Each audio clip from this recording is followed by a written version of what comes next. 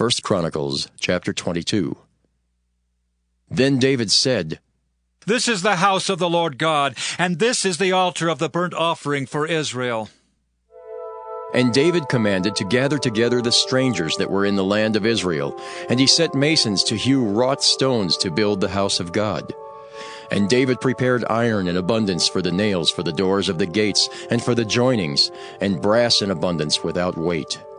Also cedar trees in abundance, for the Zidonians and they of Tyre brought much cedar wood to David. And David said, "Solomon my son is young and tender, and the house that is to be builded for the Lord must be exceeding magnifical, of fame and of glory throughout all countries. I will therefore now make preparation for it." So David prepared abundantly before his death.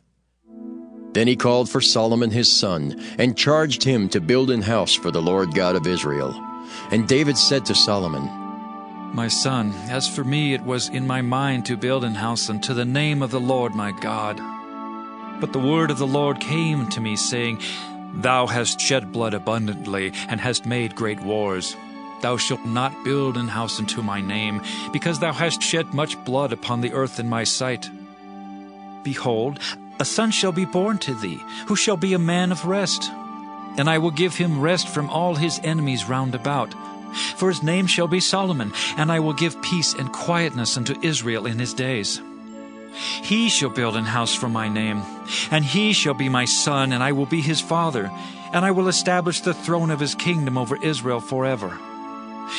Now, my son, the Lord be with thee, and prosper thou, and build the house of the Lord thy God, as he hath said of thee. Only the Lord give thee wisdom and understanding, and give thee charge concerning Israel, that thou mayest keep the law of the Lord thy God. Then shalt thou prosper, if thou takest heed to fulfill the statutes and judgments, which the Lord charged Moses with concerning Israel. Be strong and of good courage, dread not, nor be dismayed. Now behold, in my trouble I have prepared for the house of the Lord 100,000 talents of gold, and 1,000 talents of silver, and of brass and iron without weight. For it is in abundance. Timber also and stone have I prepared, and thou mayest add thereto.